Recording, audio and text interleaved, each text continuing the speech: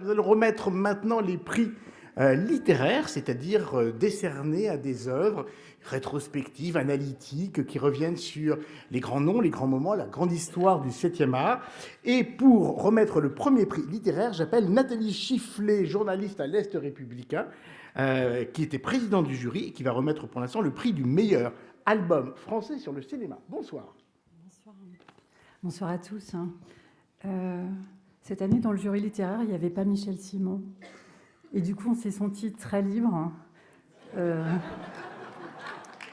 Je précise juste que les 3 livres qui sont derrière vous, Nathalie, sont les 3 finalistes. Voilà.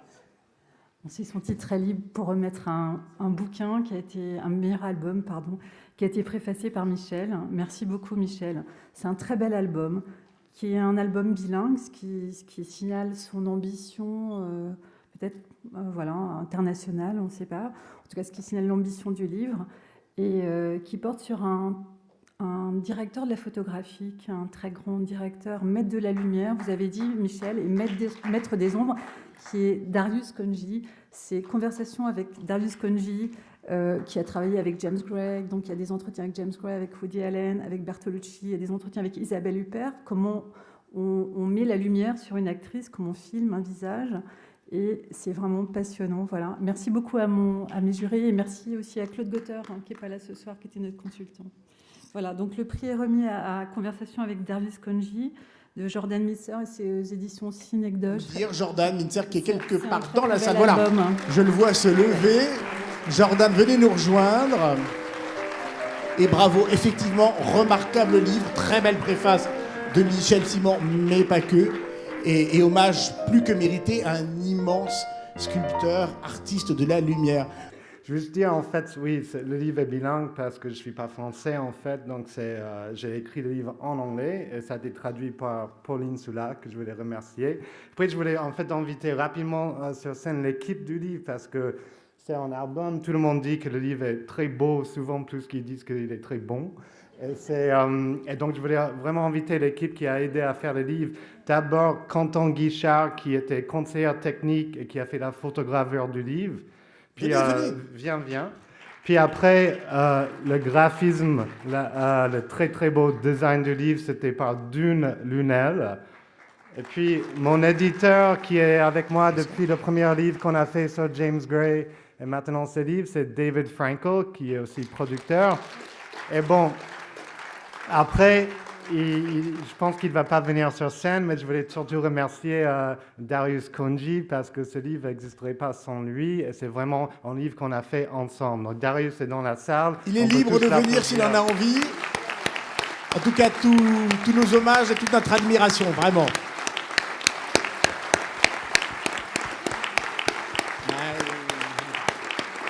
Voilà, merci.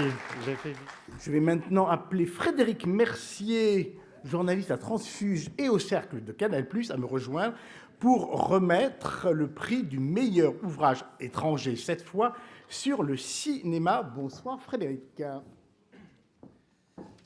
Bonsoir Xavier, bonsoir tout le monde.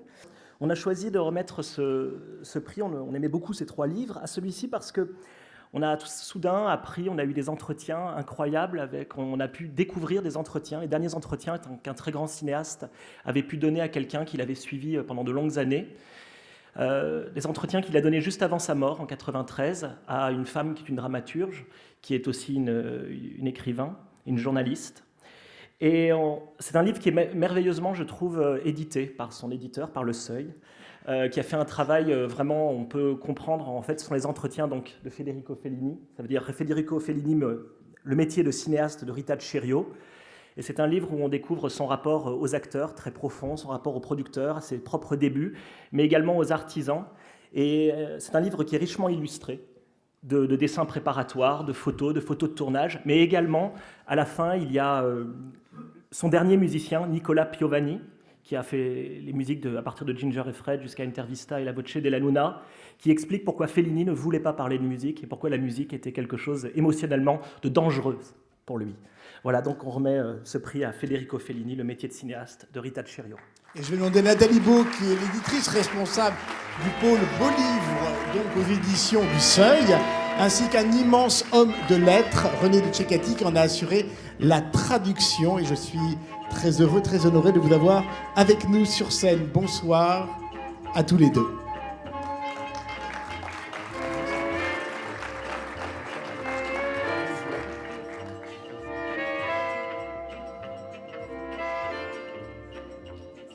Bonsoir. Au nom du Seuil, des éditions du Seuil, je tiens à remercier le jury qui nous a honorés, Madame et Messieurs les membres du jury qui nous ont honorés de ce très beau prix qui nous touche beaucoup. J'ai une douce pensée pour Rita Cirio qui ne peut pas être avec nous ce soir parce qu'elle doit être à Rome, elle est contrainte de rester à Rome. Je sais qu'elle aurait beaucoup aimé se retrouver à nos côtés dans ce lieu et pouvoir fêter ce beau prix. Donc elle vous salue depuis Rome. Ce livre, ces entretiens nous ont plongé dans en effet un très grand bonheur éditorial.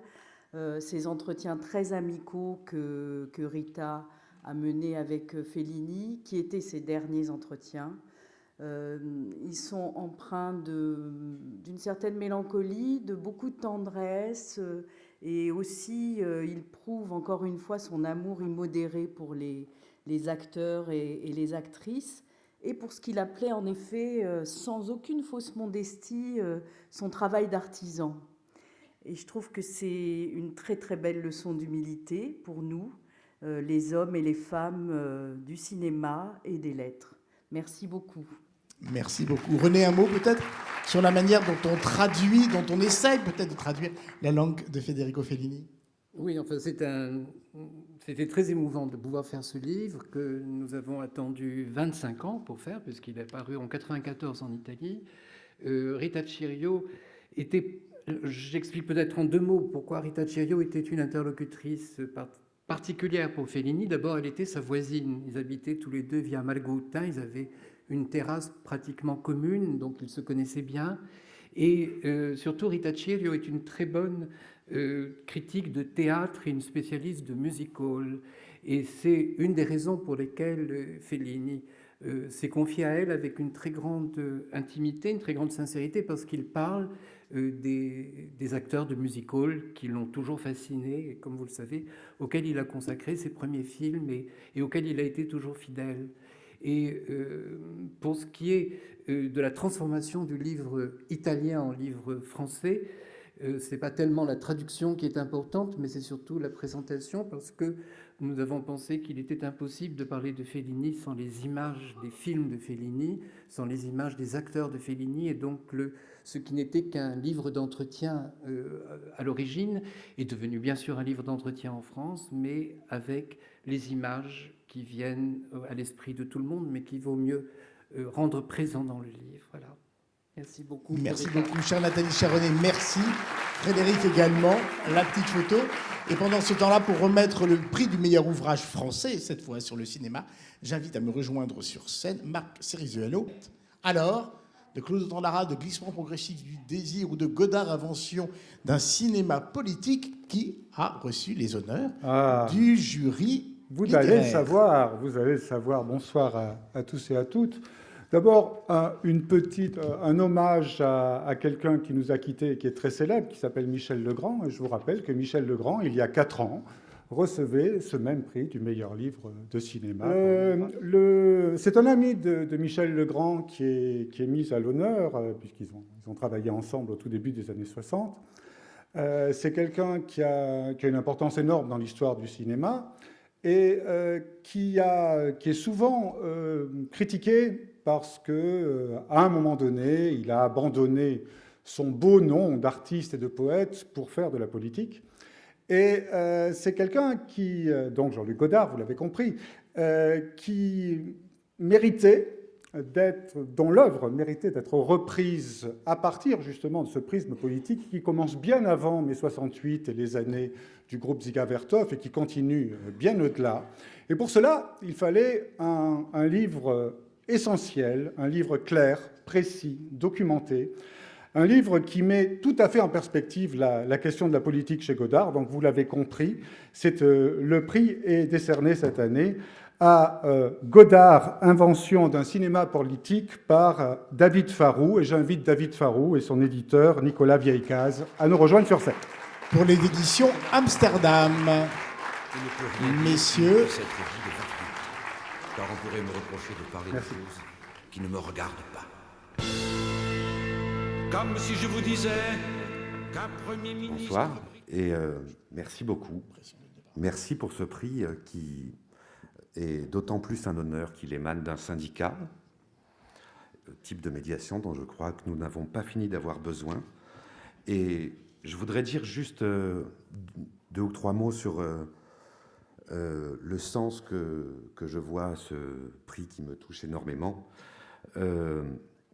D'abord parce qu'il intervient de la part du syndicat de la critique 1 an et demi après un film qui, à mes yeux, calomniait Jean-Luc Godard en 68 au prix de falsification, mais je m'en suis expliqué dans un texte qui est en ligne. Et donc je trouve que c'est un beau signal adressé à Godard qui a qui a présenté à Cannes un film où il continue de nous surprendre. Et de la part du syndicat de la critique, je vois un deuxième sens qui me touche également, c'est que ce prix est adressé à, non pas à un critique, mais à un enseignant-chercheur, alors qui certes essaye de ne pas concevoir la théorie sans lien avec les œuvres et avec leur critique, mais qui travaille dans un milieu qui est aussi l'objet de toutes sortes de difficultés, d'un côté, et de dérives scientistes, notamment concernant le cinéma, de l'autre. Et donc je trouve vraiment très, très émouvant que les cloisonnements soient évités entre critique et recherche. Voilà. Je vous remercie encore et je voudrais remercier, alors je ne pourrais pas remercier tous ceux à qui je pense à cet instant, et il y a 3 pages de remerciements à la fin du livre, alors je vous en fais grâce. Mais tout spécialement Nicolas Vieillecaz, qui s'est engagé à éditer le livre avant qu'il soit écrit, ce qui a permis que ce livre existe, parce que je ne sais pas si je me serais aventuré là-dedans sinon. Je vous remercie beaucoup. Merci à tous les deux, très bonne soirée.